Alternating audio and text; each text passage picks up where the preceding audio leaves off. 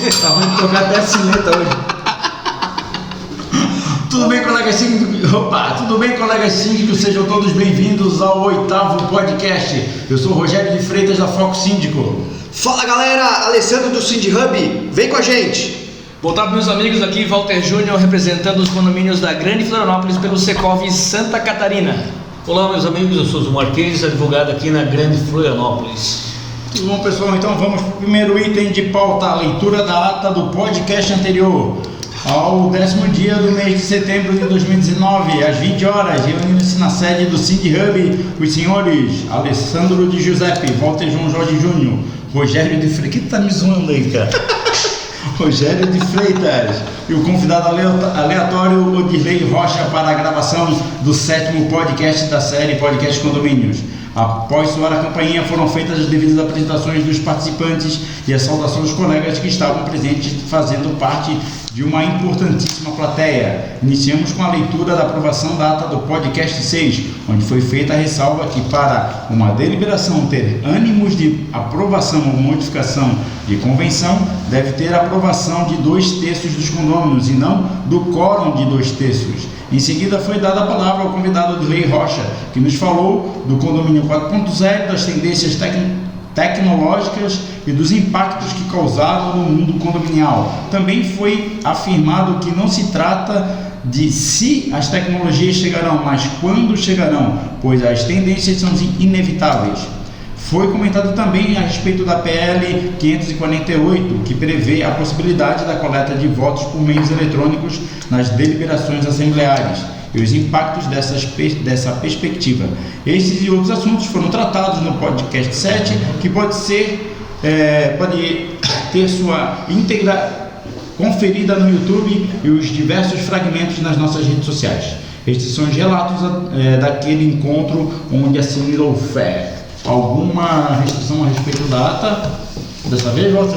Alessandro? Não, só muito longa, mas eu achei. Essa aqui foi bem mais curta. Essa foi mesmo. Essa foi mesmo. Tá ficando bom em fazer ata, né? Tá ficando top. Senhores, estamos então aqui na presença do nosso convidado aleatório, o humano aleatório da vez, Zumar Kelly Júnior, que é autor desse livro aqui que está na sua 2ª edição. Manual para síndicos e membros de conselhos e administradoras em 551 perguntas e respostas. Na primeira edição são 323 perguntas e respostas. O que mudou de uma edição para outra, além de uma conta matemática, Dr. Zumar? Na verdade, não houve só uma alteração de somatória de novas perguntas e respostas, houve alteração de entendimento, houve a supressão de algumas perguntas que passaram a não ser muito interessantes, né? De temas já batidos, e acabaram sendo substituídos aí por outros temas de maior interesse. Naturalmente, essas questões envolvendo condomínio, elas são muito dinâmicas, né? Elas não param numa estática, estão toda hora aí modificando o entendimento dos tribunais, dos especialistas, aí pensam de forma bastante divergente, e a necessidade de nós estarmos aí atualizando também esse conteúdo para melhor servir aos síndicos e administradores, né? Eu queria agradecer a presença também do Rafael Irani e da Gisele Vieira da Porter, e o Rafael, nosso colega amigo síndico profissional. Beijo do gordo. Beijo do careca. Zumar, eu fui no lançamento das 2 edições, na primeira e da 2ª edição, e na primeira edição eu tive a felicidade de te entrevistar e fazer a seguinte pergunta: qual foi a dificuldade para escrever essa obra? E tu falou dos poucos acórdons que tinham na época. Essa situação ainda se repete? Não, ela não se repete. A questão envolvendo o condomínio ainda ela é incipiente em alguns casos, mas ela é muito tratada pelos tribunais. Por quê? Porque há um acesso muito facilitado a todos os condôminos de ingressar em juízo para levar as suas discussões. Hoje qualquer pessoa entra no juizado especial, né, tendo uma dificuldade, tendo uma divergência com o síndico, ele entra lá com uma petição com muita facilidade no juizado especial, sem custos, e aquela situação ela vai ter que ser apreciada, ela vai ter que ser decidida e vai ter que ter um entendimento. Então, essa pulverização de ações judiciais, né, ela traz uma pulverização de entendimentos. Então, Isso é perigoso, né? é bastante, né? Você cria também uma situação de insegurança jurídica, né? Porque você espalha pelo país inteiro questões que são idênticas e tem um entendimento diferenciado. Então, quando alguém me pergunta, eu recebo e-mails do Brasil inteiro, assim, por conta do livro, do e-mail que foi colocado no livro, e as pessoas fazem perguntas, naturalmente não dá para responder todas, mas a minha resposta é: depende de onde é que você mora, ou seja, depende do tribunal que você está submetido. Ou seja, o Tribunal de Santa Catarina tem um entendimento a respeito de determinado assunto, de São Paulo tem outro entendimento, Rio de Janeiro e Brasília, e por aí vai. Ou seja, há uma avalanche de entendimentos diversos por todo o Brasil. No mesmo caminho do que o Dr. Zumar está trazendo para nós, a minha atuação enquanto jurista, né, porque eu nunca decidi por opção laboral, nunca buscar a ordem dos advogados do Brasil, né, isso é uma opção minha, porque eu sou apaixonado pela área científica, né, e não necessariamente pela área processual, né, área judicial, mas uma das grandes necessidades minhas no estudo da questão condominial é geralmente trazer segurança jurídica para a sociedade. Por isso que eu estou sempre, e aqui é um exemplo, trazendo os colegas para perto, trazendo os pensadores da área condominial, não somente da área jurídica, para que a gente possa evoluir nos temas e buscar sempre, no meu entendimento, e eu imagino que também seja do Zumar, me corrija se eu estiver equivocado, tentar trazer unidade de entendimentos na área condominial. E o que eu vejo, vou depois passar a bola de volta para o Dr. Zumar, o que eu vejo no Brasil é uma pluralidade de julgados, né, que infelizmente, isso não só na área condominial, mas também em outras áreas, o judiciário tenta muitas vezes legislar, né? Então o nosso podcast aqui é um dos exemplos, o livro do Dr. Zumar também é outro exemplo de fonte de consulta para que a gente possa compartilhar entendimentos e que a gente possa evoluir nas dinâmicas condominiais, para que a gente possa não ficar à mercê totalmente do que entende os juízes, que com todo respeito não possuem, com todo respeito, não possuem data vênia, pelo que eu tenho visto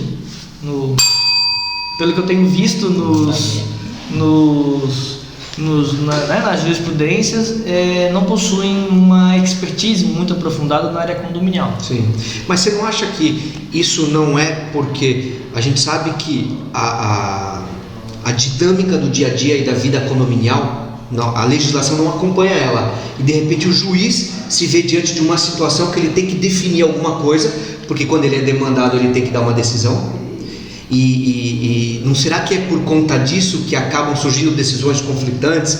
É perceptível que a jurisprudência traz cada estado, como o doutor falou. Eu atuei muito em São Paulo, eu vejo muitas decisões em São Paulo muito diferentes, entendimentos que lá vão para um lado, aqui vai para outro. Será que não é por conta do regionalismo, primeiro, e segundo, por conta da necessidade que o juiz tem de definir uma situação que ainda não há previsão? Eu vou fazer um comentário e vou pedir para o Dr. Zumar responder. O que eu entendo? Primeiro ponto, fazer justiça, que é o fim do judiciário, não é aplicar a legislação, ok? É fazer justiça fazendo um equilíbrio em cima dos fatos concretos. O Dr. Zumar pode refinar melhor esse conceito para mim. E também, o que a gente vê, só para concluir aquele meu entendimento anterior, o que eu vejo na prática, olhando os julgados, em regra geral, é que infelizmente não possui realmente uma expertise muito grande na área condominial. Até a fundamentação jurídica doutrinária utilizada pelo judiciário é muito escassa, é muito sutil. Sim. Ok? Ou seja, o judiciário, em modo geral, no meu ponto de vista, não possui uma boa fonte de consulta. É o caso das assembleias, né? Que não há material. Eu encontrei muita coisa do dia a dia e da vida que acontece do dia a dia das assembleias no seu livro. Lá está explicado o que a gente não vê nos livros. Isso que é o legal, esse que é o diferente. Mas você imagina fazendo, não fazendo a posição do advogado do diabo, né? Mas dizendo que o juiz se vê diante de uma situação, como é que ele define, aonde ele busca, né, uma solução para aquele assunto? Ele vai buscar no seu livro, porque as coisas acontecem. Um condomínio, é seu pai que dizia que a gente morre e não vê tudo no condomínio? Exatamente. Dusmar, como é que tu vê os julgados assim? Tu acha que os julgados estão conseguindo atender a um seio da sociedade, ou você vê os julgados com um certo temor? Assim, primeiro, só puxando um gancho do início que tu falaste ali, do que tu falaste, eu acho que nós temos que realmente ter um esforço, um exercício, no sentido de uniformizar os entendimentos, né? Quando eu lancei um primeiro livro, foi Condomínio, Aspectos Práticos e Teóricos, eu acho que faz uns 10 anos atrás. Era um livro totalmente teórico, assim, meio que revolucionário, todos os temas eram tratados assim, de uma forma bastante extensa, mas com muitos princípios, só que ele não alcançou praticidade e ele divergia de tudo, ou seja, ele não tinha uma serventia. Ou seja, hoje fazendo uma análise, uma autocrítica, eu percebi isso. Daí que nasce o manual, ou seja, no sentido até mesmo de corrigir essa obra, de trazer praticidade, trazer respostas que sejam mais imediatas em questões seguras, né? Ou seja, embasadas e fundamentadas no judiciário.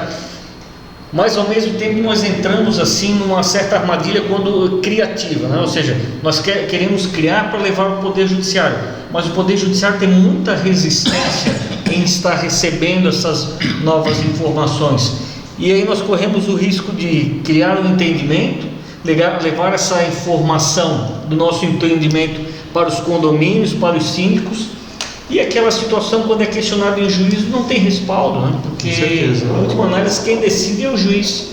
Eu vejo em alguns casos, mas como exceção à regra, tentativa assim dos magistrados de se ater a essa realidade, né? De estar atentos a essa realidade. Tem uma decisão muito interessante da juíza Denise Fransoski, da desembargadora, em que ela dispensou o quórum de 3/5 da totalidade dos condôminos para aplicar uma penalidade a um condomínio social. A legislação ela é bem específica, ela é clara nesse aspecto, e ela fez todo um relatório fundamentando, ou seja, que na realidade a participação dos condôminos é ínfima nas assembleias, né? Ou seja, havia necessidade de uma releitura, ela utiliza essa expressão daquele dispositivo para fazer justiça no caso concreto, e ali foi aprovado por um quórum de maioria absoluta a aplicação da penalidade condomínio social.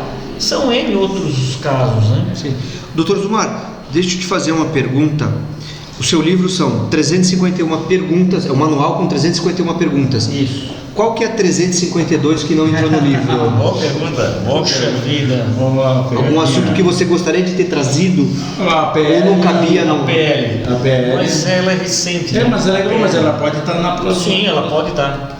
Né? Algumas pessoas têm confundido essa questão da PL. Eu sei que vocês já trataram, tem gente que já está achando que já está em vigor. Sim. Né? Amanhã o Odmar, que esteve no podcast anterior aqui, amanhã ele vai fazer um webinário com um advogado lá do Distrito Federal, se não me engano, esqueci o nome do doutor, perdão, mas vão falar sobre Henrique Castro. Isso, doutor Henrique Castro. Vamos tratar sobre esse assunto amanhã. Agora, só para finalizar essa discussão da PL, que trata sobre o voto... Antes de entrar, eu posso fazer uma questão dentro da questão do livro? Pode, quem edita o vídeo depois é você, não sou. Doutor Zumar. Não precisa chamar Doutor Zumar, só de doutor basta. Doutor Basta. Doutor Zumar. Tá, foram acrescentadas algumas perguntas e respostas na segunda edição. E qual o entendimento mudou? Teve modificação de uma versão para outra? Teve uma única modificação, e eu acho que isso enriquece, sabe? Não empobrece. A questão do quórum para a destituição do síndico. Eu entendi, assim como o Tribunal de Justiça de Brasília, que o quórum, fazendo uma leitura quase que literal do dispositivo e também analisando as circunstâncias, seria de maioria absoluta, ou seja, 50% mais um da totalidade dos condôminos, né? Entretanto, a maioria dos especialistas, e eu nunca neguei isso, eu sempre tive essa compreensão. Essa humildade também, né? De ouvir o outro. Isso, mas mesmo em um primeiro momento, mesmo ouvindo, sabendo do entendimento majoritário do Tribunal aqui de Santa Catarina, eu ainda permaneci com esse entendimento de que seria a maioria absoluta, né? Mas para atender uma situação de segurança jurídica, e vendo muitos casos que chegavam no escritório de instituição, eu resolvi ceder, né, em nome dessa segurança jurídica, e entender como a maioria, passar a me manifestar a respeito da maioria, de que o quórum é de maioria simples dos presentes em assembleia, tá? Tá, a jurisprudência pesou ou foi mais as demais doutrinas? A jurisprudência majoritária, tá? O entendimento da jurisprudência majoritária ainda não me convence, ou seja, eu não estou convencido dessa maneira, mas para efeito de entendimento e de aplicação, né, pesou sim a jurisprudência, ou seja, a esmagadora maioria dos especialistas entendem nesse sentido, alguns poucos entendem que ainda é a maioria absoluta, mas eu me rendi à maioria, por uma questão de segurança jurídica. Essa é dentro dessa linha que a gente estava conversando antes, do que o Alessandro trouxe dos entendimentos divergirem lá da região sudeste para a nossa região, a gente sabe que o condomínio ele é um centro latente de convivência, né? E hoje, muito diferente dos tempos anteriores, é mais comum as pessoas, os perfis dos moradores divergirem. Antes os perfis eram muito comuns dentro daquelas unidades habitacionais, dentro daquele condomínio. Hoje os condomínios absorvem condôminos com perfis muito diversos. E a gente sabe que tem perfis diversos, costumes diversos. Aquela história, os costumes são fontes do direito, junto com leis, doutrinas e jurisprudências. E o senhor não acredita que essa divergência, essa latência de costumes diversos sempre vai estar interferindo na questão dos entendimentos e modificação das leis, principalmente nesse local latente de convivência que é o condomínio? Sim, com certeza. Ou seja, aquela realidade do local, ela influencia nos entendimentos dos tribunais. Sim, você percebe isso claramente. E esse costume regional, como o Alessandro próprio mesmo citou, ele também traz um entendimento diferente do magistrado, não? Sim. O magistrado não é extraterrestre, né? Ele vive numa determinada localidade, ele vivencia uma realidade. Nós não podemos esquecer que uma pessoa que decide é uma pessoa que existe, né? Que tem as suas paixões, os seus vícios, os seus sentimentos, e tudo isso naturalmente influencia nas decisões. Ou seja, a percepção que o juiz tem da realidade influencia na tomada de decisão, não se tenha dúvida em relação a isso. Doutor, só para finalizar a minha parte antes de eu passar a bola para o Walter, eu não sou da área jurídica, eu sou administrador de empresas, e eu sempre falo que a segurança jurídica ela deve buscar para nós trazer segurança administrativa. No momento da confecção da doutrina, né, tem essa preocupação, eu estou trazendo esse entendimento, não é por uma simples vaidade de filosofia jurídica, mas sim para trazer uma clareza para quem vai estar lá na frente fazendo a vida em condomínio acontecer? É assim, na verdade, há uma tentação de você criar, de você ir num ponto além, né? Mas entre essa vontade, essa tentação, e você colocar em prática como uma orientação a outras pessoas, pelo menos com relação a mim, há um abismo, você separar bem as duas coisas. Existem temas que eu crio, que eu escrevo artigos, mas na hora de uma orientação, ela vai se basear em entendimentos jurisprudenciais. Eu sempre digo, né, olha, eu posso opinar, eu posso escolher todas as opiniões do mundo, mas não sou eu que decido. Nós temos que analisar essa situação lá na frente. Tudo aquilo que é divergente gera uma demanda judicial. Os condomínios eles são fonte disso. de conflitos e elas vão acabar em juízo. E hoje você tem que trazer essa segurança, ou seja, você tem que se respaldar. Então a minha preocupação no livro é, em quase todas as respostas, trazer um posicionamento jurisprudencial majoritário a respeito daquele assunto. Isso é muito interessante, porque a gente percebe, a gente que manobra, né, as ações, a gente percebe que em muitos casos a gente tem que subir para a terceira instância para corrigir algum problema que teve na primeira, que a segunda só repetiu e manteve. Então você tem que ir para uma terceira instância, brigar lá em Brasília, uma baita dor de cabeça, um baita custo quando não se tem a gratuidade, porque você só vai naquela instância porque você tem uma boa chance e uma boa certeza, por conta das multas, né, que hoje o judiciário aplica, de que existe um entendimento majoritário e ele deve ser aplicado naquele caso concreto, né? Então você chega lá na instância, só que aí passaram 5 anos, 7 anos, imagina o cara que está lá buscando uma solução. A solução que se queria já não se contempla. Se perdeu. Sim. Né? Essa é a complexidade do jurídico, né? Hoje quando a gente vai orientar alguém, eu sempre tomo o respaldo de dizer, olha, vamos tentar resolver sem ação, porque sem entrar ação vai levar um tempinho.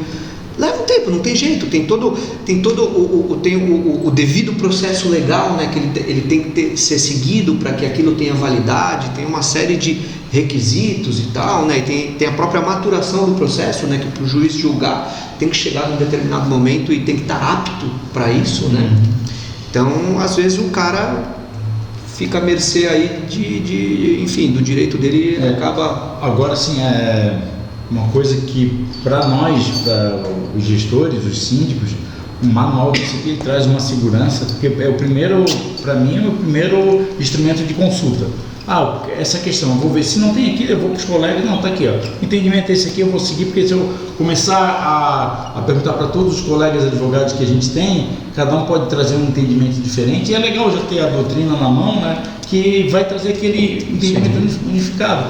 Quer contestar a doutrina, vai lá com o doutor Zumar, né, e converse com ele, como foi o caso do entendimento do quórum para a instituição de síndico. Eu como já fiz a publicação de uma doutrina, né, de um livro, o que eu tomo muito cuidado, com todo o respeito ao doutor Zumar, eu, Walter, sou bastante cético com relação às jurisprudências, tá?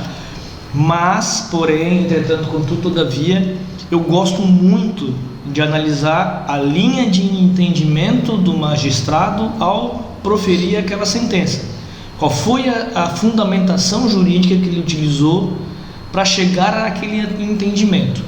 Se a fundamentação jurídica daquele legislador, daquele juiz, se deu apenas em outras jurisprudências, eu vejo aquela sentença com uma certa ressalva.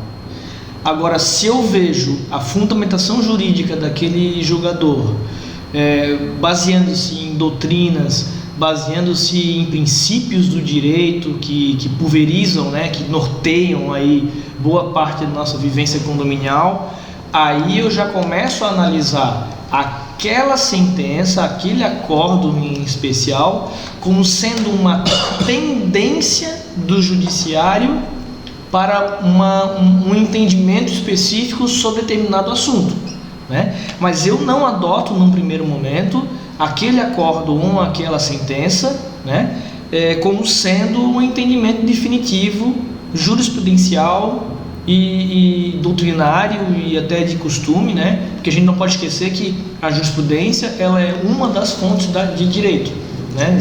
Assim como o costume também assim como as leis também são e assim como as doutrinas também são.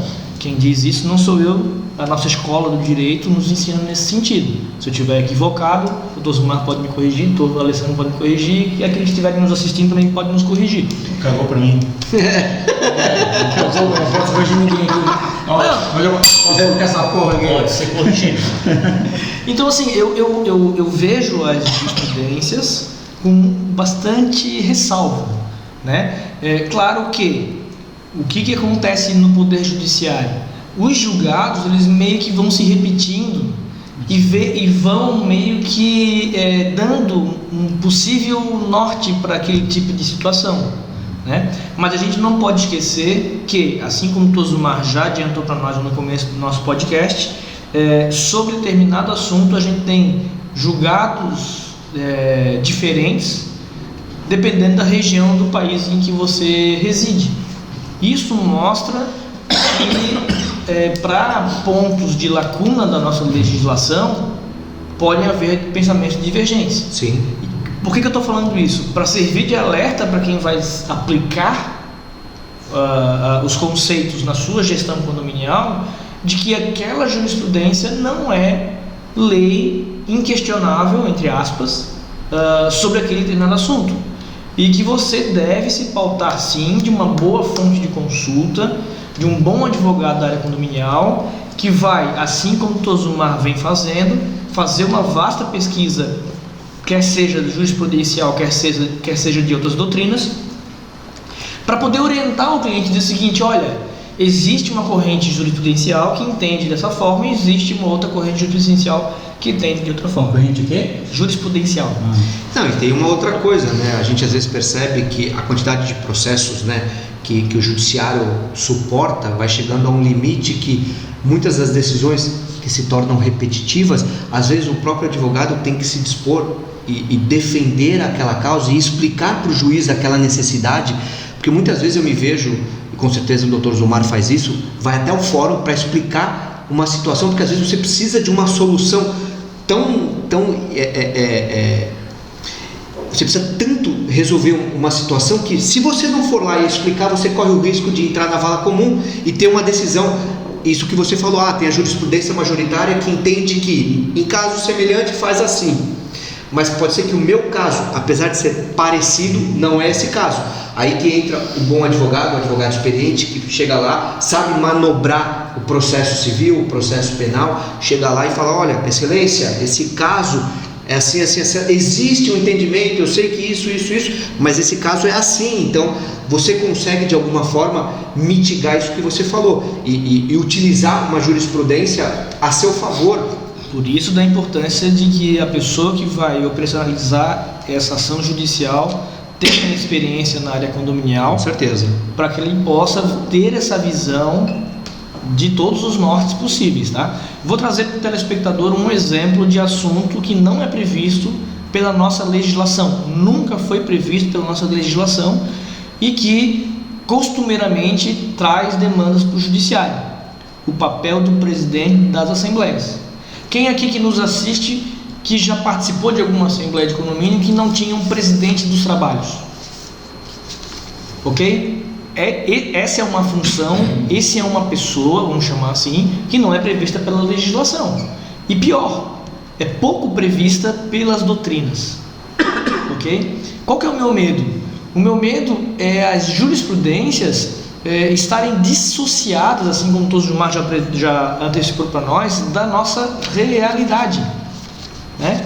Então, por isso que é interessante a gente alimentar esse tipo de discussão, para, à medida que o tempo vai passando, a gente começar a trazer alguns tipos de conceitos, alguns tipos de realidade, ok? Para que a gente possa, a lei tem que refletir a nossa realidade, claro. A jurisprudência tem que refletir a nossa realidade, é para isso que ela serve. Mas a questão que tu trouxesse do presidente, ela é bem presente no costume, né? Exato. Sim. Exato, né? Só que se o juiz que vai estar julgando aquela causa nunca morou num condomínio, pode ser que aonde ele vá consultar não tenha a previsão da pessoa, do presidente dos trabalhos, entendeu? Então por isso que eu bato nessa tecla de que não existe uma lei de assembleias? Não. Uma lei de assembleia, não assembleias de condomínio, assembleias de...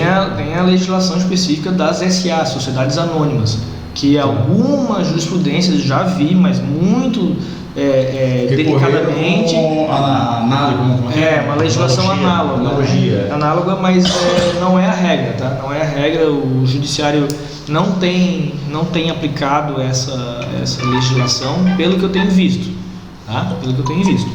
Então, assim, é muito importante esse tipo de encontro nosso aqui, é muito importante esse tipo de livro, assim como o Tosumar está trazendo para nós, para que a gente possa paralelamente poder gerar fonte de consulta para a sociedade. O que mais me encanta nessa obra aqui é que, assim, eu como síndico, a gente sente um carinho, porque tem um nome aqui, síndicos, né? Mas assim, ele é um manual para síndicos, então ele é direcionado, ele foi feito para nós.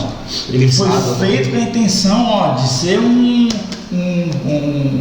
livro de bolso, né? Para o síndico ter em mãos e fazer consulta e poder atuar bem, o bom exercício da função do síndico. Vou dar um exemplo para vocês, tá? Nós estamos aqui pelo meu Instagram, do meu Walter Condomínios, né, que é meu Instagram profissional, e teve um telespectador ali que pediu: sejam mais objetivos, por favor. Aí, depois você. Pode continuar? Então, na verdade, só pegando um gancho do Rogério, é porque o síndico, ele não pode ser um estudioso do direito. Ele tem que entender psicologia, de construção, de manutenções, de tudo. Ele não tem tempo para se dedicar unicamente a essa área que nós temos. A nossa área, Fred, eu não entendo absolutamente nada de engenharia. E vocês têm que saber, né? Então, o livro foi pensado justamente nisso, ou seja, o ponto de contribuição que nós temos para tornar as respostas objetivas. Você não tem tempo para ficar discutindo, né, essas questões mais prolixas, né, mais mais filosóficas. Mas uma coisa também me preocupa, nós que trabalhamos na área, nós somos responsáveis por não empobrecer o tema. Exato.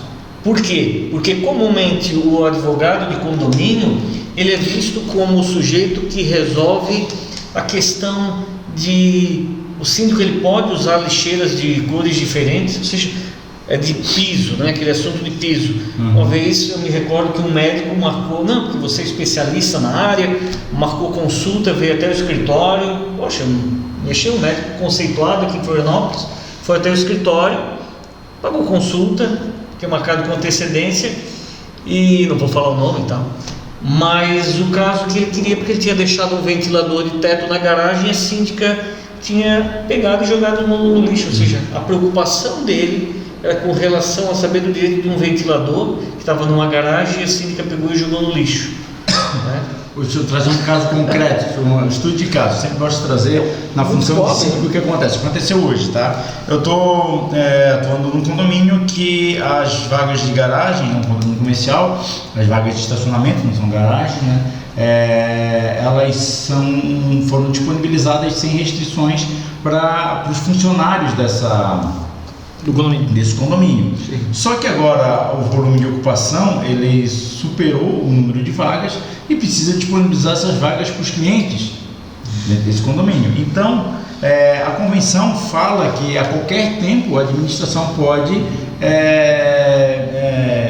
regularizar a ocupação das vagas.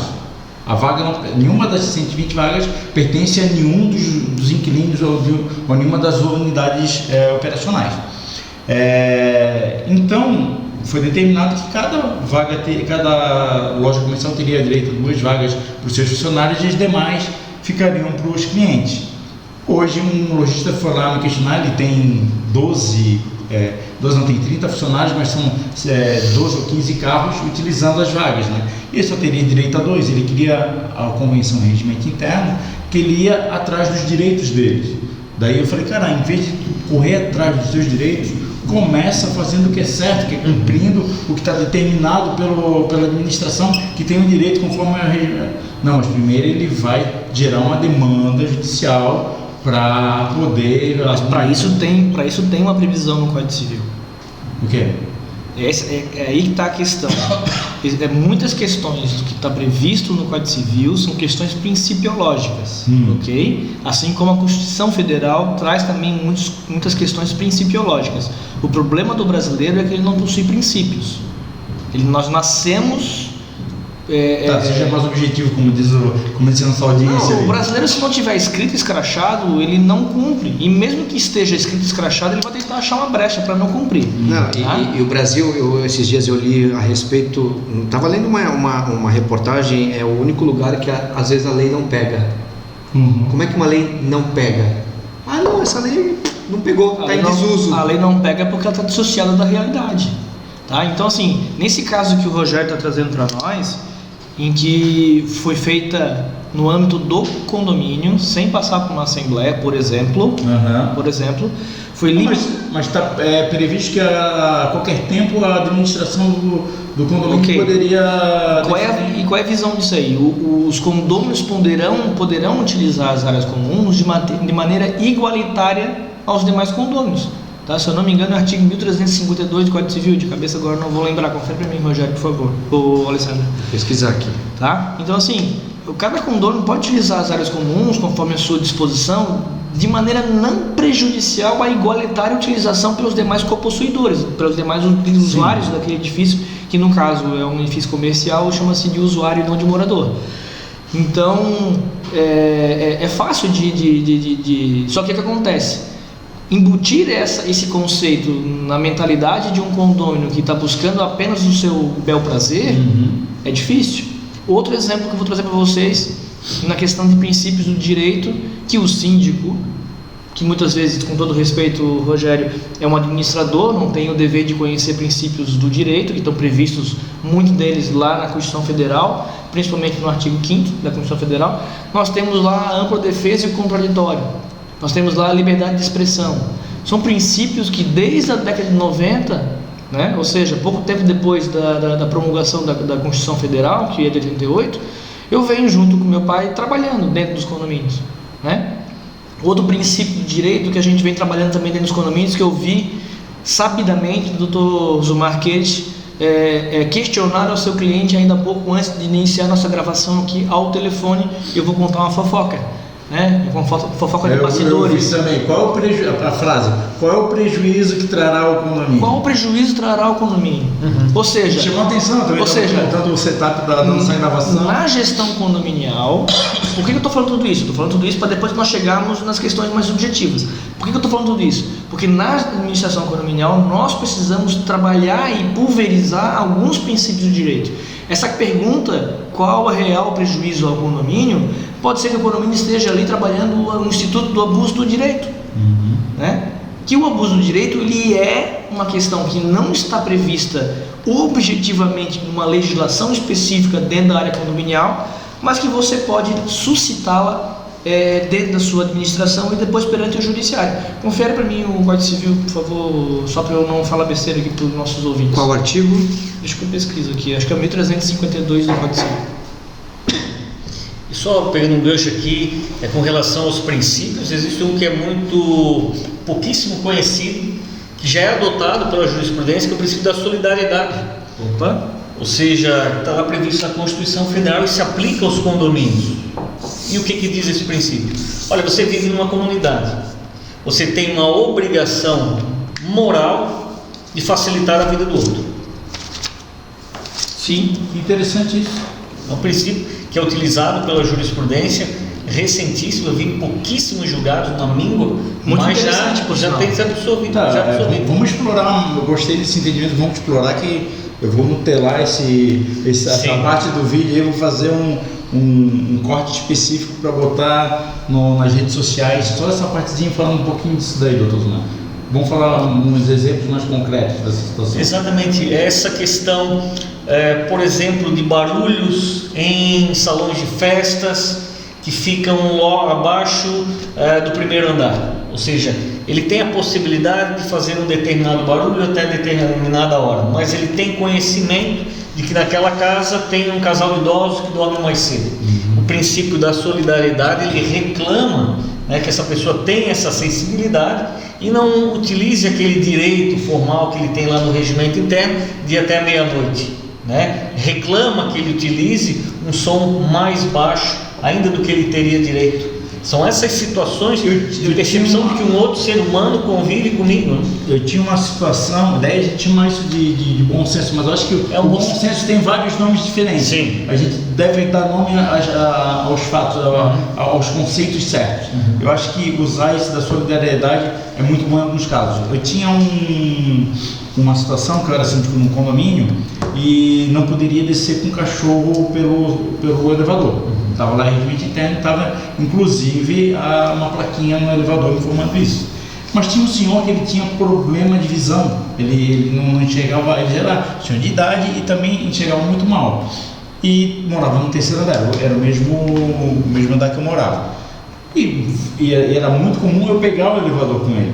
com o cachorrinho, ele que levava o cachorrinho para fazer as necessidades na rua e tal.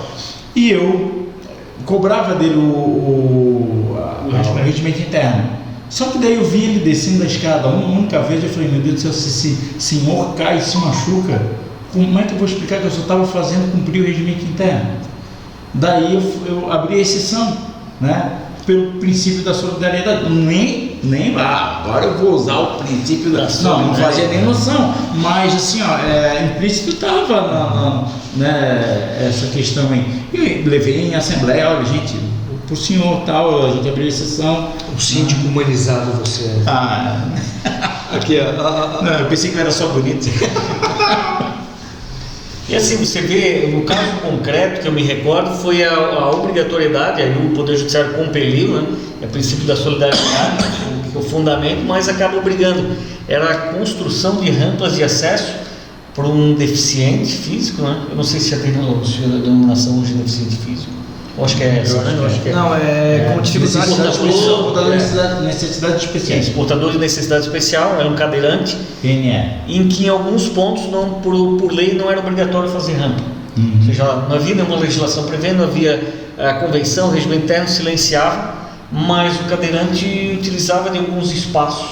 Então, mesmo por lei não sendo obrigatório, em razão do princípio da solidariedade, o juiz entendeu que havia obrigação de todos aqueles condôminos contribuírem para o melhor bem-estar.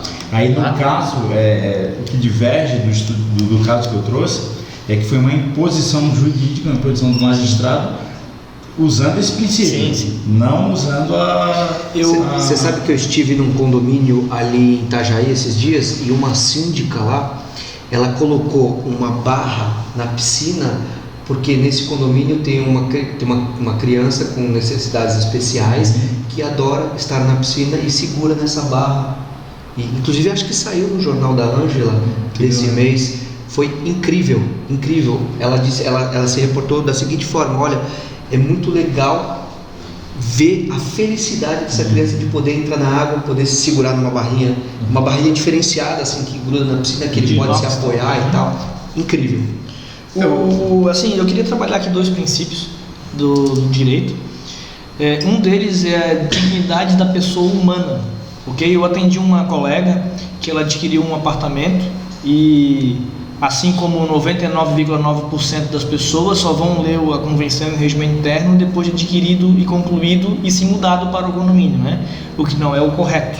As convenções, os regimentos internos e as atas, de modo geral, são registradas justamente para dar publicidade antecipada para todas as pessoas, de modo que você, ao adquirir um imóvel, você, antes de concluir a compra, você consiga visualizar essas normativas internas do condomínio.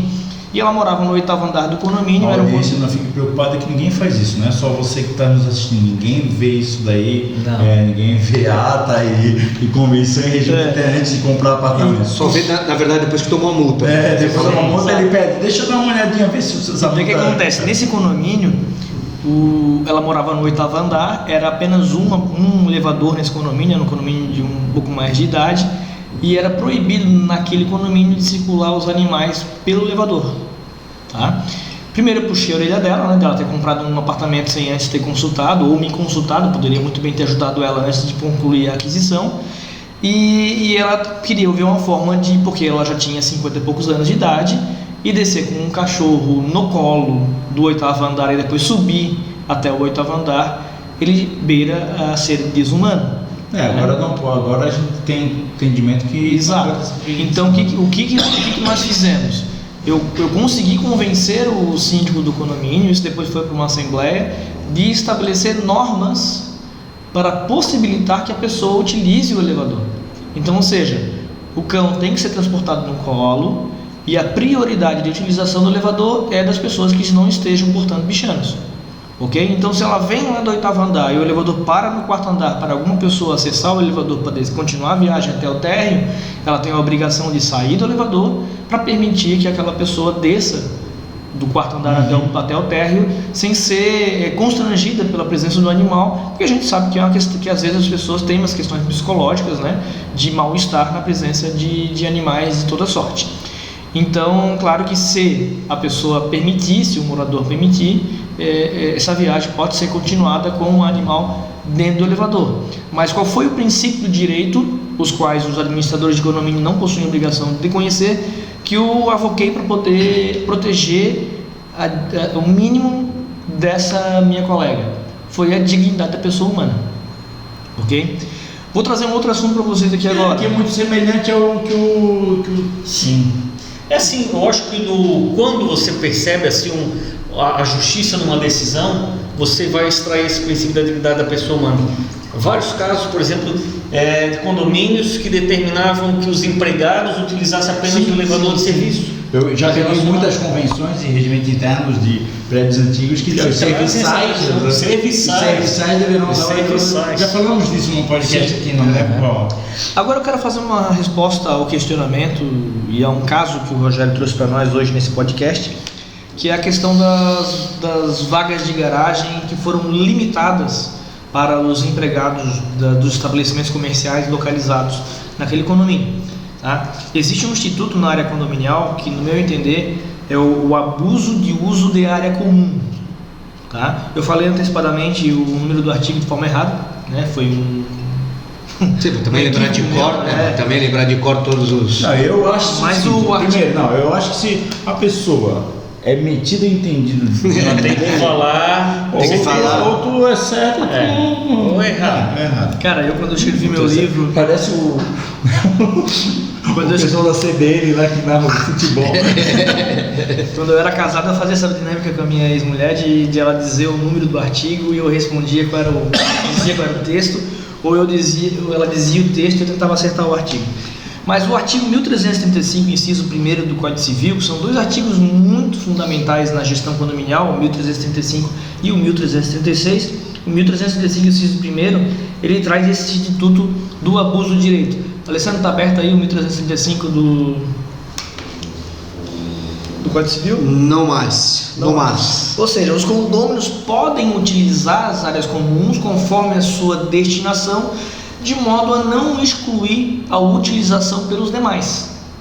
Ok? Quando você, por exemplo, reserva a quadra de esportes para toda quarta-feira fazer lá o seu futebol com os seus amigos, a gestão condominial pode, de certo modo, fazer uma certa restrição nessas reservas pontuais pré-existentes de toda quarta-feira para esse determinado morador, porque se algum outro morador em sua agenda pessoal somente puder jogar futebol na quarta-feira, ele nunca poderá usufruir da área comum, quadra de esportes, pelo abuso do direito, pelo abuso do uso de área comum pelo outro condomínio.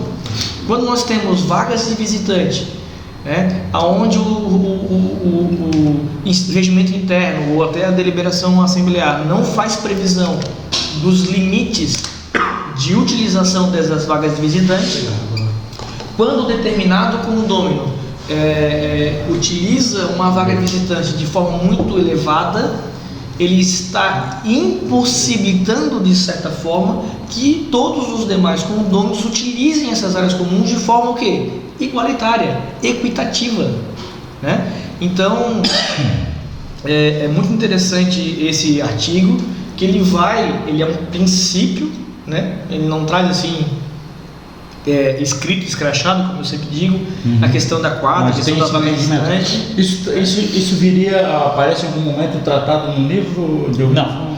O livro ele não entra nessa dinâmica mais principiológica, né? Ele tem a finalidade de papum, né? Pergunta, uma resposta. As questões, as ordinárias, elas são tratadas aqui. Sim. E são muitas, né? São 351. Assim, claro que traz temas mais complexos, mas ele não avança em respostas mais complexas, né? Ele tende a tornar curto e grosso a resposta, né? Ou seja, é aquilo que você precisa, né? Na verdade, existem alguns temas, e inclusive lá teve um congresso muito famoso, que eles colocaram lá um posicionamento meu e do Walter, que divergia, né? A respeito dos efeitos da celebração de um acordo extrajudicial com o condomínio inadimplente. Perfeito. Né? Nós temos aí diferente posicionamento, legal, mas ambos fundamentados. Assim, ele adota erroneamente o entendimento aqui do Tribunal de Santa Catarina, e eu fico com o do Rio de Janeiro. Te espero na saída. Que é muito melhor. né? Eu entendo com relação a isso que o acordo extrajudicial ele estabelece novas condições de prazo, condição e modo de pagamento, de forma que o condômino deixa num acordo extrajudicial de questionar aquela dívida, ou seja, ele aceita, não questiona mais. O condomínio. Isso, exatamente. O condômino. Né? Eu não questiono a dívida, ela existe, mas eu vou pagar dessa forma. E o condomínio aceita um parcelamento, estabelecendo uma nova data. Ou seja, enquanto não vencida, ele não estaria aí, aquele a gente chama inadimplente. Né? Então, esse é o meu posicionamento. Eu acho que eu também entendo dessa forma. Convence. Pelo Tribunal do Rio de Janeiro também. Eu já acho assim, ó, que as questões administrativas, elas devem... Não quer falar sobre esse tema? Vou falar. Eu acho que ao celebrar o acordo, deve essa questão ser levantada na hora e decidida. No caso, beleza, a gente vai fazer um acordo contigo e se não é devedor, mas não poderá votar em assembleia. Tá acordado dessa forma? Tá acordado. Eu quero... Mas eu acho que isso é uma restrição de direito. Mas ele até pode assinar porque ele não vai ter opção, você vai entuchar isso goela abaixo do cara. Mas eu acho que isso é uma restrição de direito. Daí vocês vão... Não, vai um entendimento que daí... Que são dois posicionamentos totalmente divergentes assim.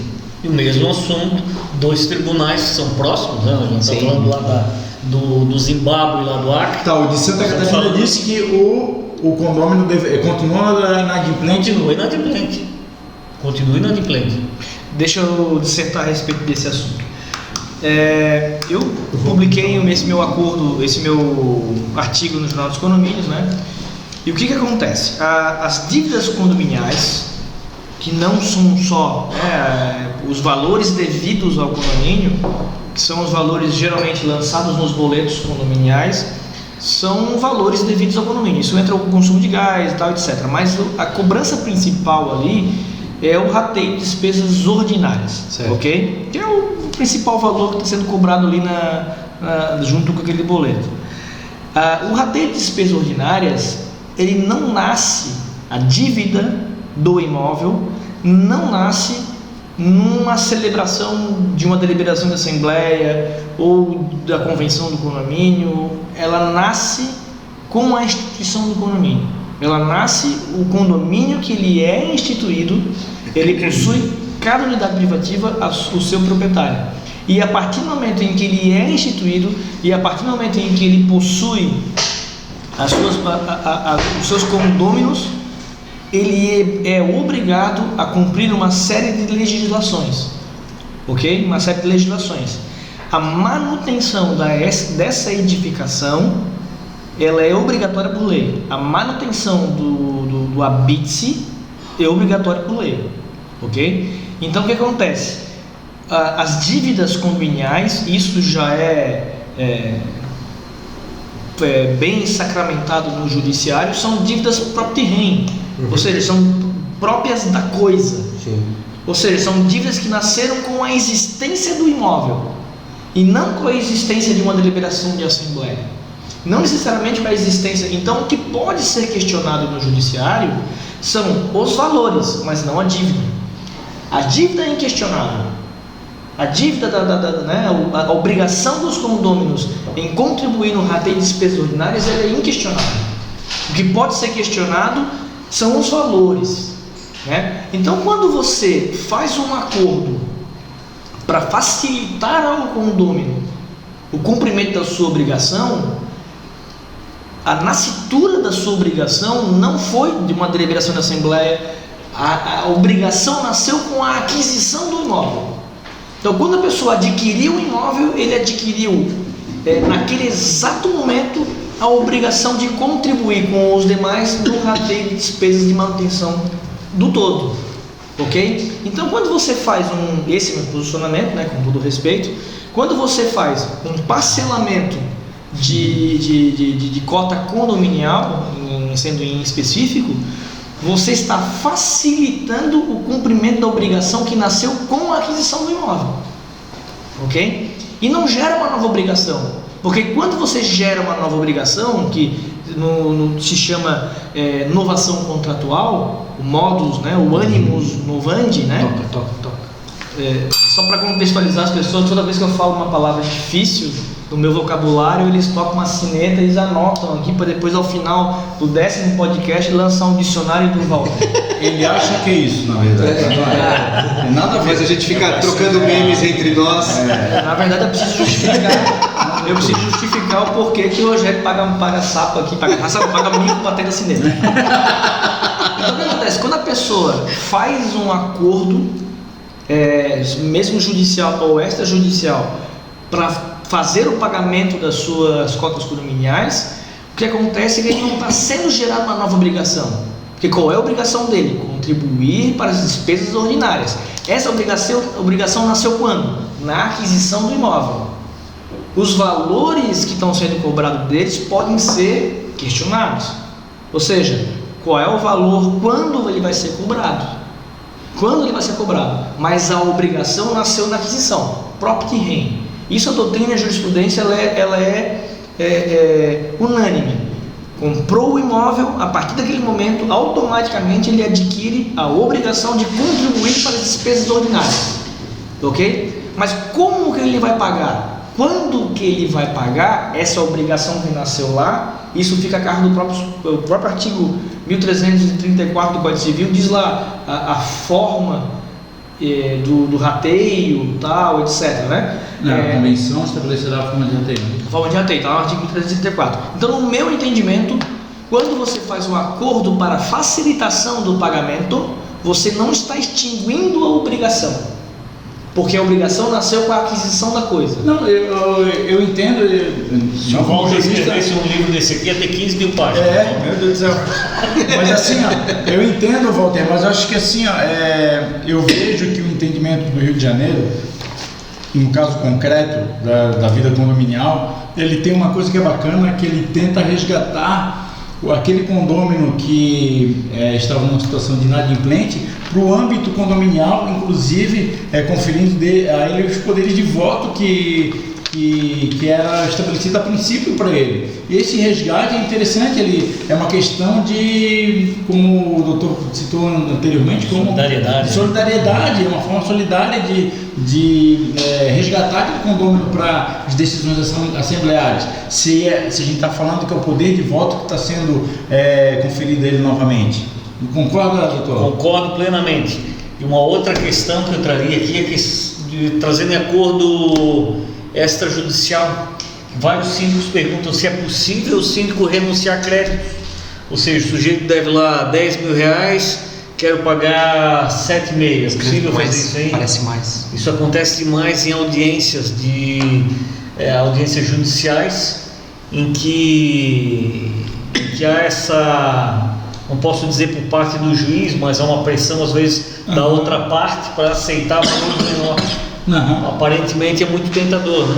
Ele deve 10 mil, vai entrar ali 7.500. Eu tenho um posicionamento. Eu já vivenciei casos de a gente ir numa audiência e ter sido negociado dessa forma. Vamos ao exemplo do 10, ofereceram 7 e ainda tinha as custas judiciais que eram pedido 20 e foram limitadas a 5. Né, pelo próprio magistrado. Daí aquele condômino que era inadimplente, ele voltava a ser. Não, depois ele vai lá e discute em juízo e baixa esse valor para quando eu quiser pagar. Tal. Agora veja bem, eu tenho também um artigo meu no Tribunal dos Condomínios, onde eu defendo que o síndico, representando os condôminos, não estou falando em assembleia, estou falando do síndico, não tem o poder discricionário, de dar desconto de multa, de juros. Por quê?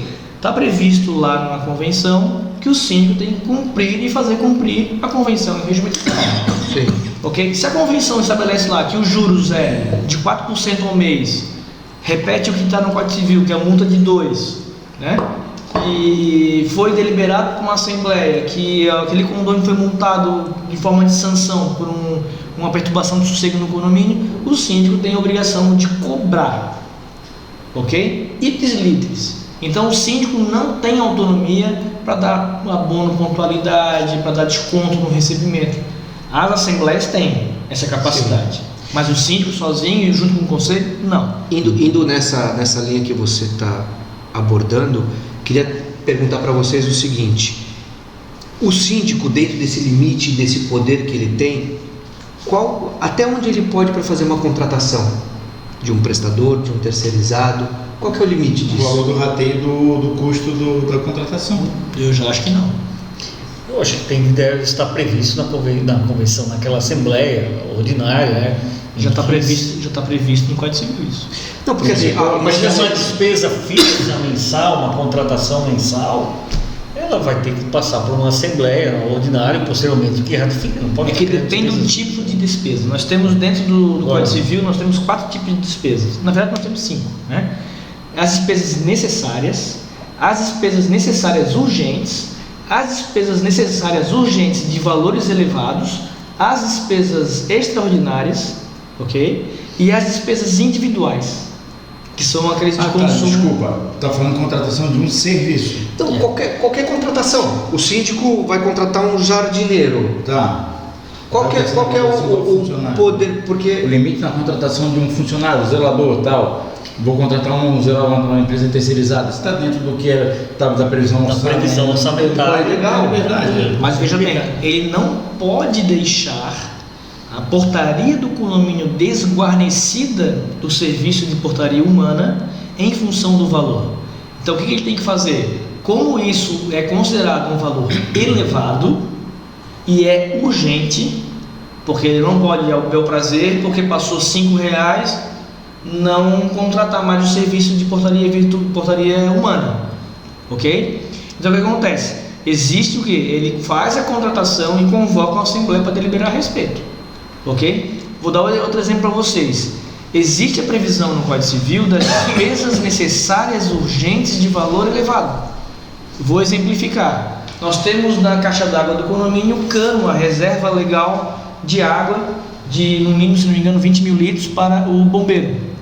Tá? Então, dentro da caixa d'água do condomínio, a metade da caixa d'água é consumida pelos condôminos. Então, o cano que vai para os apartamentos, ele vai até a metade da caixa, e dali para baixo tem uma saída ali embaixo que é para os bombeiros, que é uma reserva legal para manter a segurança do edifício em caso de incêndio, né?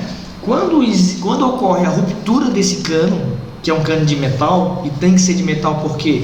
Porque num caso de uma emergência, os bombeiros podem lá da rua, através da manilha que existe na rua, injetar água na caixa d'água do condomínio através do caminhão-bomba. Por isso que esses encanamentos geralmente são de... Chama recalque isso. Recalque, tem muitos moradores recalcados, mas não é o caso. Por isso que bota Rivotril na caixa d'água. Bota Rivotril na caixa d'água. Então o que acontece? Quando ocorre a ruptura desse cano, que extingue, que elimina toda a água da caixa d'água, e essas águas muitas vezes vão invadir os apartamentos que estão abaixo. Sim. A gente não tem como esperar a diligência do síndico para resolver essa questão. Então o Código Civil prevê que qualquer condômino pode realizar essa despesa, e sendo por ela ser urgente, e além dela ser urgente, o condômino ainda pode convocar privativamente uma assembleia para a realização do rateio para retornar o dinheiro para ele. Isso é previsto no Código Civil. Então assim, o limite de discricionalidade do síndico na hora de exercer as despesas depende. Ele tem que observar o orçamento. A pergunta não era exercer as despesas, era contratar serviços. Sim, mas o que acontece? A execução, a contratação de serviços, se eles são específicos para a manutenção do estado de habitabilidade do edifício, os 3 S, a resposta para o Alessandro seria: vai depender de vários casos. Várias situações a gente vai ter possibilidades diferentes. No caso, como eu tinha entendido, seria a contratação prevista serviço de zeladoria. Está na previsão orçamentária. O que é isso? Estou falando para minha coach cuidar da vida dela. Está previsto, tem na previsão orçamentária o valor dessa contratação. Qual é o limite? O limite é esse limite que está previamente contratado. Se não, no orçamento. Se não tiver, nova assembleia, nova deliberação. Só que ele não pode parar a execução do serviço, sim, em função do valor. ok? Sim. Ele tem que continuar com o serviço desde que esse serviço seja focado aquelas na mesmas manutenção questões da do habitabilidade. uso da fundo de reserva. Mesma situação, tem dinheiro no fundo de reserva para uma situação emergencial, não pode deixar o condomínio parar de funcionar. Se tem um valor lá, utiliza aquele valor, depois justifica em assembleia. Isso E se for a troca de um prestador por outro? depende do prestador. Tipo assim, a assembleia, inclusive tá no livro isso aqui, né? Eu abri ainda há pouco e tava aqui essa pergunta. A assembleia, a gente vai cair naquele 2 incisos lá do 1 e 2 do artigo 1348, né? Que pode a assembleia deliberar atribuições que são do síndico a terceiros, e pode o síndico passar também para terceiros mediante aprovação da Assembleia. Se a Assembleia aprovou, tem que novamente a Assembleia aprovar. Não pode dar o prazer o síndico ir lá e contratar outra administradora ou qualquer outra empresa de cobrança. Quem é responsável por fazer a cobrança é o síndico, né? Não pode o síndico, vou trocar a empresa de cobrança. Não, a Assembleia tem que aprovar. Exatamente, se foi aprovada aquela empresa, uma coisa é, você aprovou o serviço, não, vamos colocar portaria em 24 horas. Sim. Aprovei o serviço. Agora fica a critério do síndico, que o síndico é um gestor, ele não é um boneco, né? É um gestor, uma pessoa, né, que tem inteligência e capacidades, presumo que se tenha. Se você aprovou o serviço, você está transferindo para o síndico, está permitindo que ele faça a melhor escolha. Né? E às vezes é ele, não, na verdade sempre ele tem condições melhores de decidir do que uma pluralidade de pessoas. Sim. Né? Com todo respeito, mas o mesmo voto de uma pessoa que é muito esclarecida vai ter o mesmo peso de uma pessoa que é ignorante naquela eu conheço área. Eu conheço uma pessoa que fala assim, nas eleições, né, eleições nacionais, municipais e estaduais, ele fala assim, meu voto é o mesmo de que ele é médico, meu voto é o mesmo que um analfabeto, vale a mesma coisa. Eu falo assim, o senhor não vota como doutor, o senhor vota como cidadão, né? Voto de cidadão não é voto de doutor, não é voto de estudante.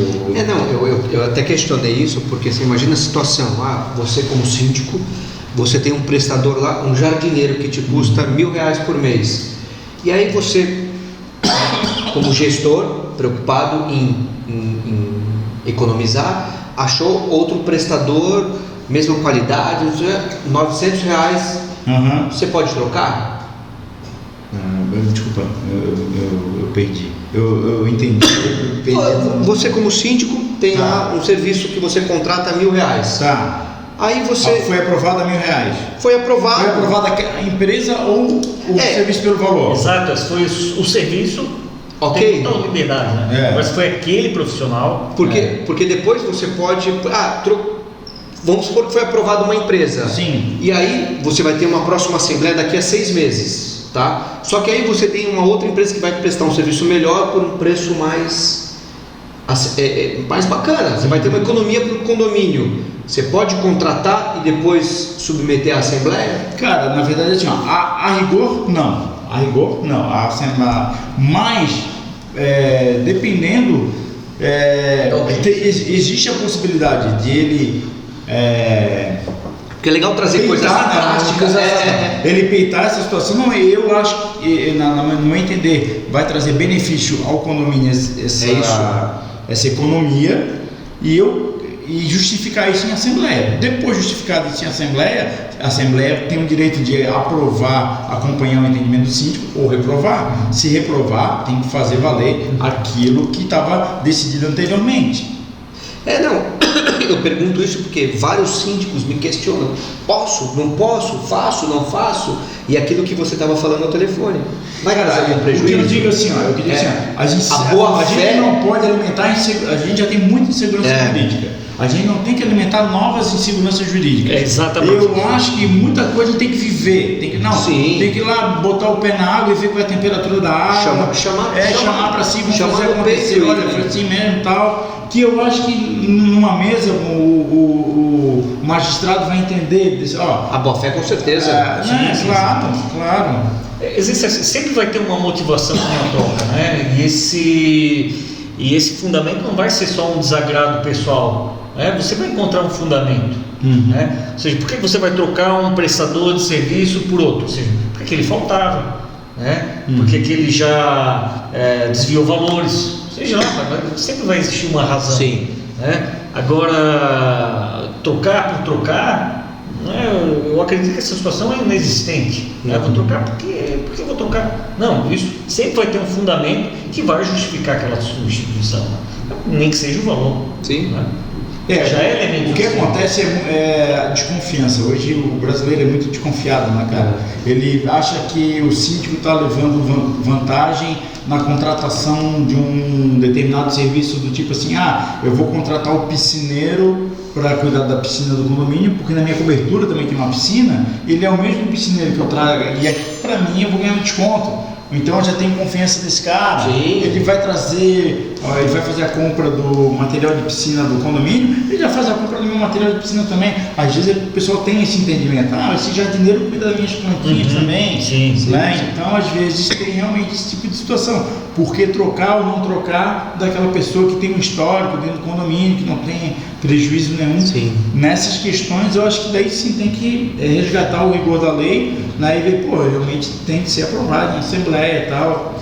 E existem situações que só o síndico tem conhecimento para você substituir. O que acontece em serviço de portaria, né? Os moradores se apegam, principalmente os mais idosos, se apegam a determinados porteiros, mas ali nos bastidores, aquele porteiro é ruim. Sim. Né? É o sujeito que é desobediente, que é impertinente, que é fofoqueiro, que traz uma série de conflitos que aqueles moradores não conseguem enxergar, né? E o síndico tem que ter coragem, né? Para descortinar essa situação aí, comprar a briga, né? Eu vejo acontecer muito isso em portaria. Se ele quer trocar aquele profissional, e a resistência, né? Sim. Por apegos pessoais. Foi encaminhada uma pergunta para mim por uma seguidora minha das redes sociais.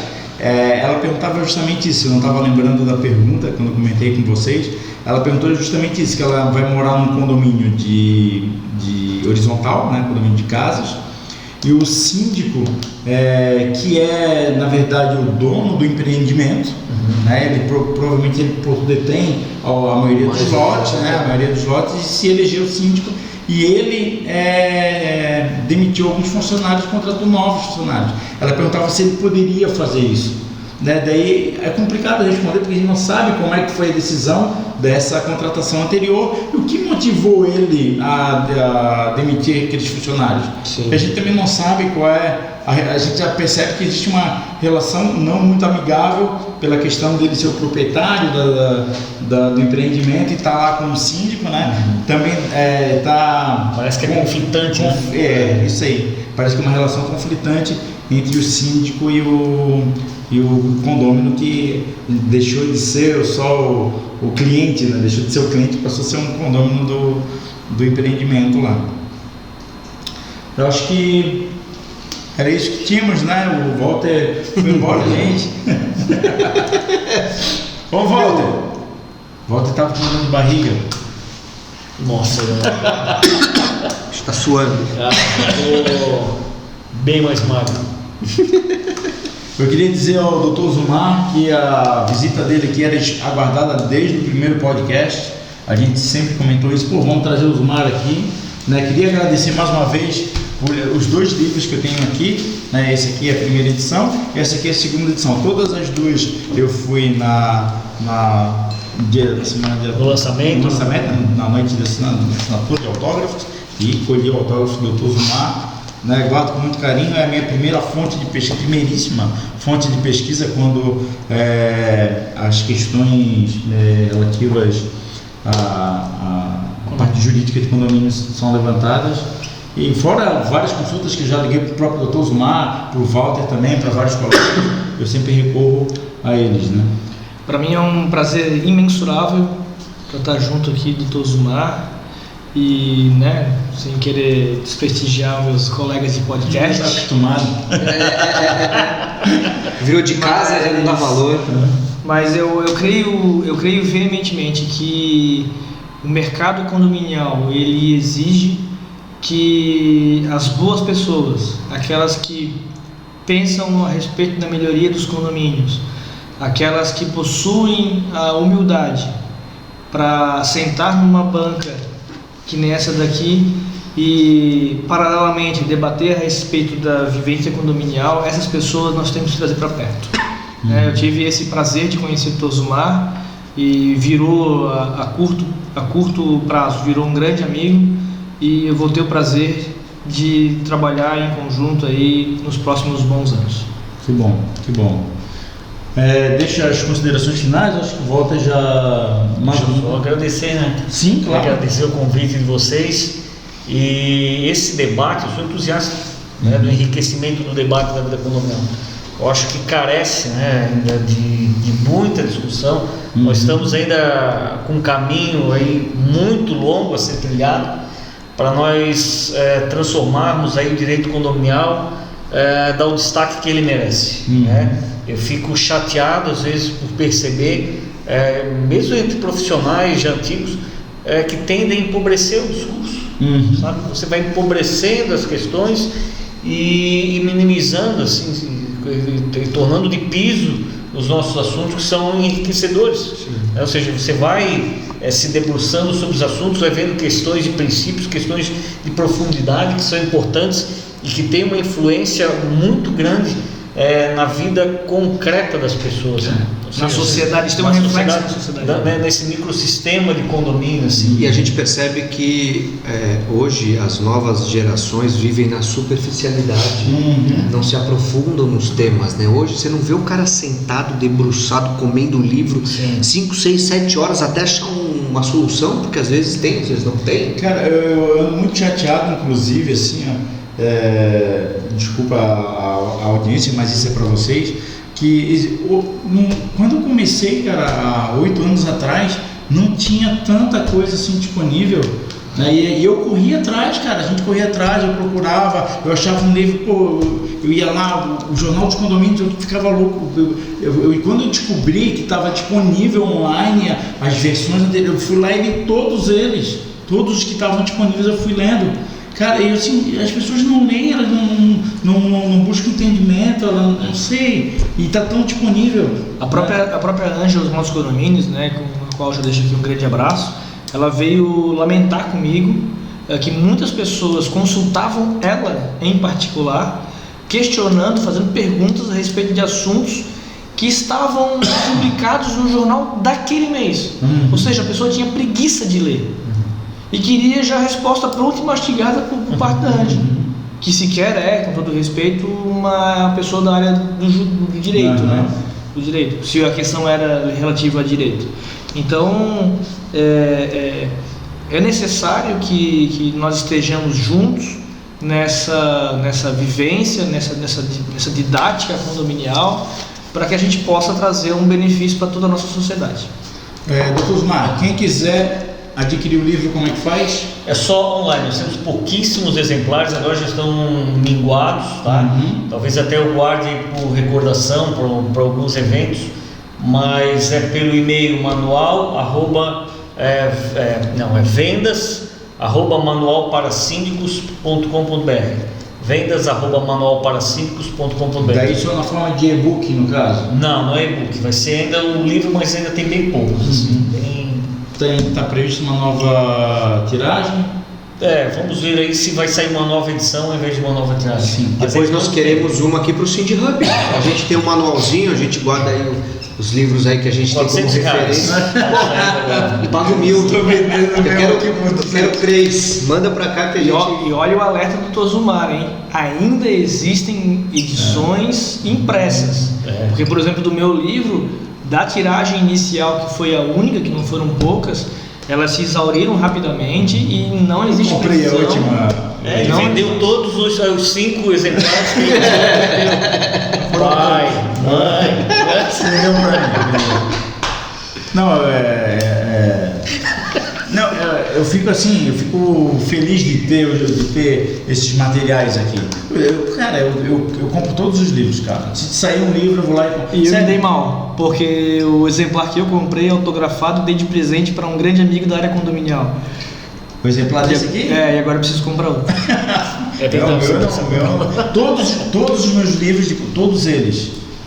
Cara, eu acho que não tem um livro da área condominial que não seja autografado pelo autor. Todos eles foram autografados. Muito legal, isso é muito Na verdade, legal. não é Uma baita recordação, autografado. né? No nosso caso, meu e do Tosumar, pelo menos, eles são dedicados à sua pessoa. Obrigado, valeu. E assim foi interessante, Mas saiu bem isso aí mesmo. muito para o Brasil, região norte, região nordeste saiu bastante, saiu mais para essas regiões do que para Santa Catarina. Provavelmente que eles me conhecem, então já sabem, mas saiu muito para a região norte, nordeste. Fiquei impressionado, assim. Bom, isso quer dizer que é uma região que está carente de conhecimento. De literatura, né? E de Assim que aqui é. sai coisa boa. E que aqui sai coisa boa.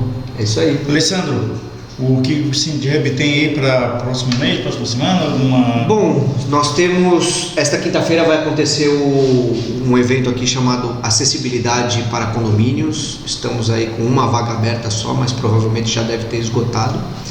Na próxima semana nós vamos ter no dia 24 rodada de negócios Joinville e dia 25 rodada de negócios Curitiba. Vejo vocês lá, gente. E a de Floripa está marcada para dia 22 de novembro. Também estamos com as vagas quase esgotadas. Restam 8 vagas, salvo engano. E eu queria agradecer a presença do Dr. Zumar. Foi um prazer conhecê-lo.